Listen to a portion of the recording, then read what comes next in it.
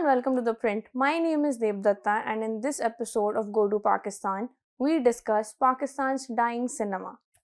One of the biggest cultural damages Pakistan has taken due to poor relations with India is cinema. Reports suggest that nearly 40% of screens have shut down in the country since 2018, and 58 screens across 36 theatres have now been closed, with 9 being temporarily shut. Now, multiple factors have contributed to this, but a lack of good content, economic strain, and shifting audience preferences are among the most significant. Pakistan Film Federation head Shehzad Rafiq told ThePrint that cinema needs a regular supply to sustain. With economic strains, the lack of good content, and an alienated middle class, cinema is no longer in the reach of the masses, and the elites of Pakistan are no longer lured by it. Others pointed out to a simple yet significant issue. There is no market for Pakistani cinema anymore. Now, where does Indian cinema fit in all of this? In 2007, the rise of multiplex culture in Pakistan was largely fueled by the popularity of Indian cinemas, which then introduced a new wave of cinema. The Pakistani film industry, which is also known as Bollywood and is based in Lahore, was stifled during the military dictatorship of Zia-ul-Haq in the 1980s, partly due to the introduction of new censorship laws among various other factors. Once the country, which would produce over 80 movies annually, had stopped releasing Urdu films at the turn of the century. Then a revival began.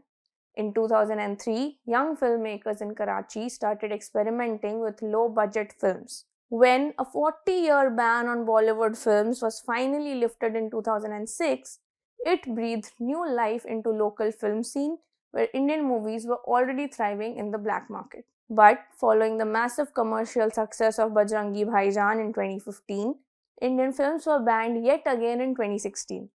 They were briefly allowed in 2017 and 2018 after the release of Hrithik Roshan's Kabil. Now, film distributor Nadeem Mandviwala told ThePrint that Sanju, Gully Boy and Simba released in 2018, and Sanju became the biggest commercial hit in Pakistan that year. A ban followed again in 2019 after the Pulwama attacks, which led to empty cinema halls, which were once bustling with Bollywood enthusiasts. Now, according to Mandviwala, Pakistan films had a 50% market in the country by 2019, and there were hopes to build it up gradually. But when Indian films were no longer screened, cinemas lost a major revenue source, which led to drying up of funds for the film projects and stalling the progress that had been made so far.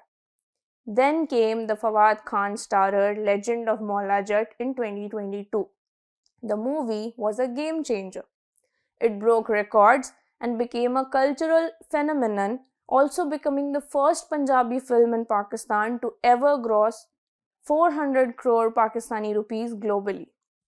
3 years later, Maula Jat is still playing in theatres, but the same theatres are struggling to now maintain operations.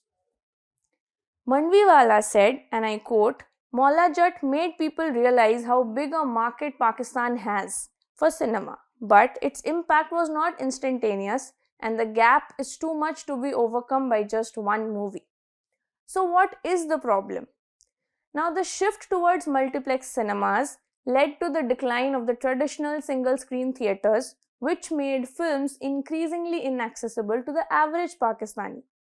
According to industry insiders, now the cost of attending a multiplex has skyrocketed, with tickets alone reaching 2,000 Pakistani rupees per person.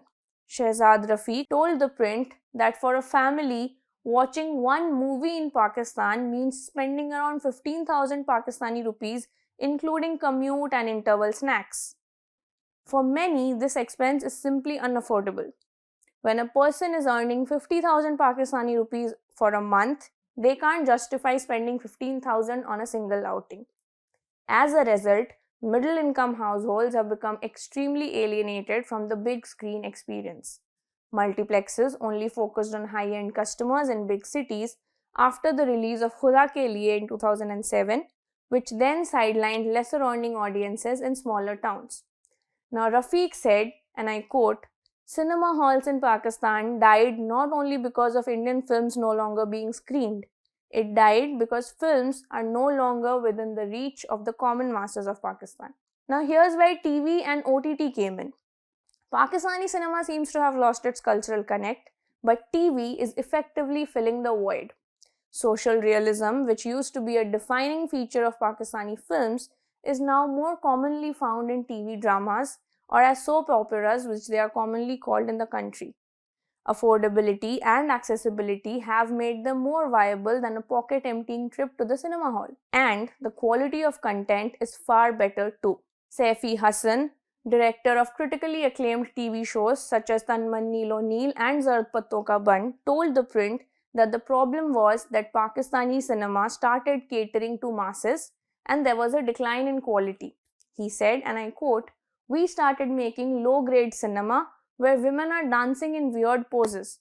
Thus, cinema died a slow death." Now, things are so bad that the industry is struggling to maintain its relevance, and the lack of local film heroes or heroines makes the problem only worse. Saifi Hassan told ThePrint that the same actors who dominate TV shows appear on the big screen, which leads to an audience disengagement. A case in point is of actors like Fawad Khan, Mahara Khan, and Shan Shahid, who have appeared both in TV dramas and film projects. Moreover, catering to the elite requires making a specific type of cinema, and Pakistan sorely lacks the budget to support such films. It isn't producing science fiction or films with visual effects due to budget constraints. The other reason is that to generate necessary revenue for these kind of films, at least 200 cinema screens are needed, and Pakistan does not have that. Hassan said that during the good times, Pakistan had over 100 screens. Now, barely 60 remain, and only 1 to 2 films are produced each year, but they rarely have a significant impact on cinema audience. In his view, unless a truly cinematic film is made that draws the audience, reviving cinemas in Pakistan will remain a challenge. Now, to add to that, the shift to OTT platforms. Now, according to Hassan, Pakistan is producing barely 10 movies a year, and this content is no different from streaming platforms such as Hum TV or Green Entertainment. So, mainstream films simply have no edge over the competition by TV. On top of the shifting audience dynamics, skyrocketing electricity prices are making it difficult for cinema operators to run their business and maintain infrastructure. Film critic Kamran Javed told ThePrint that salaries and electricity costs, these are the two important factors that commentators deliberately ignore, and these have gone up by at least a factor of 2. What choice then do cinemas have but not to close down? Lack of resources has led to the closure of long-running halls in the country, and this contributes to the industry's decline. Rafiq highlighted an important point. He said, if only 20 people show up for a film, the AC bill in the cinema hall is higher than the total revenue from ticket sales. This makes it inaccessible. Now, the political class of Pakistan has weighed in. It has come to aid cinema in the country, with the Maryam Nawaz-led Punjab government announcing measures to ensure that Lahore reclaims its cinematic glory. To move forward, Pakistan needs to address the disconnect between cinema and the masses. And following India's examples from years ago can prove beneficial according to many experts. Rafiq said that Indian cinematic revival, according to him, owed a lot to Nehru. Now, Nehru realized the importance of cinema. He made friends with directors and kept good relations.